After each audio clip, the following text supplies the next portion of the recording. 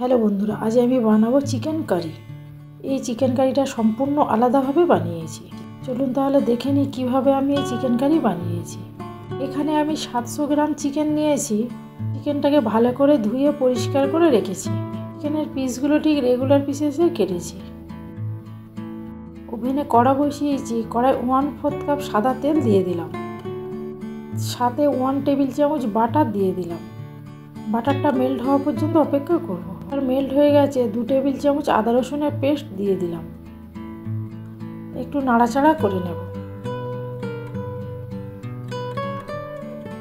এখানে আবার চিকেনগুলো দিয়ে দিলাম।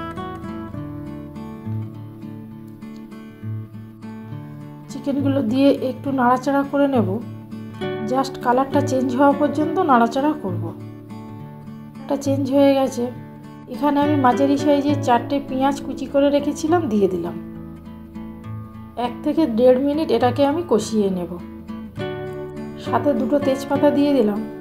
দিয়ে ঢাকাটা বন্ধ করে কিছুক্ষণ রান্না করে নেব। কিছুক্ষণ পরে দেখুন ঢাকাটা খুলে নিলাম, কতটা জল বার হয়েছে। মিনিট 2 কষিয়ে নেব। মিনিট 2 কষানো হয়ে গেছে। এখানে আমি বড় সাইজের একটা টমেটো পেস্ট করে রেখেছিলাম, দিয়ে দিলাম। টমেটোর কাঁচা গন্ধ চলে যাওয়া পর্যন্ত এটা আমি কষিয়ে নেব। টমেটোর কাঁচা গন্ধ চলে গেছে, কতটা জল বার হয়েছে। এখানে আমি মশলাগুলো দিয়ে দেব। এখানে 1/2 টেবিল চামচ হলুদের গুঁড়ো দিয়ে দিলাম। স্বাদ অনুযায়ী লাল লঙ্কার গুঁড়ো দিয়ে দিলাম। 1/2 টেবিল চামচ জিরের গুঁড়ো দিয়ে দিলাম। 1/2 টেবিল চামচ ধনের গুঁড়ো দিয়ে দিলাম। কালারের জন্য Kashmiri red chilli powder 1 table চামচ দিয়ে দিলাম। দিয়ে 2 থেকে 3 মিনিট কষিয়ে নেব। 2 থেকে 3 মিনিট কষিয়ে নিয়েছি। দেখুন গ্রেভিটা কত ঘন হয়ে গেছে, তেলটা উপরে ভেসে উঠেছে। এখানে আমি ফেটানো টক দই 100 গ্রাম দিয়ে দিলাম। আরও কিছুক্ষণ নাড়াচাড়া করে নেব, যতক্ষণ না টক দইটা মেল্ট হয়ে যাচ্ছে।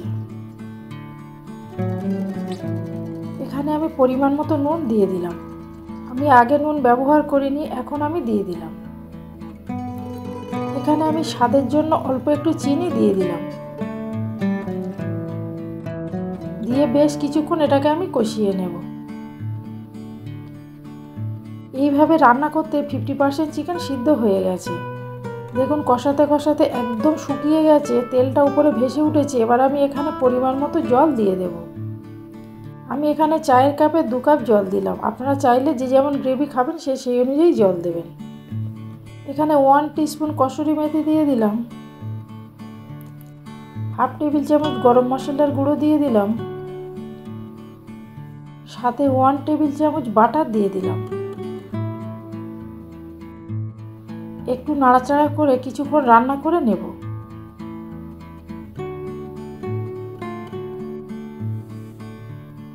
এখানে আমি ঢাকাটা বন্ধ করে দিলাম।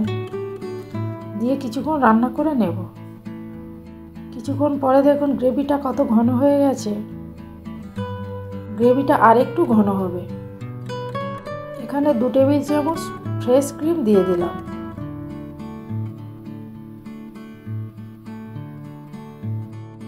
সাথে 4টে কাঁচা লঙ্কা দিয়ে দিলাম। ঢাকাটা বন্ধ করে আরও 2 মিনিট রান্না করে নেব।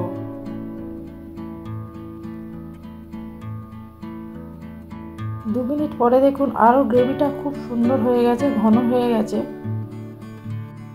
এভাবে একটু নাড়াচাড়া করে ঢাকাটা বন্ধ করে কিছুক্ষণ স্ট্যান্ডিং টাইমে রেখে আমি পরিবেশন করে দেব।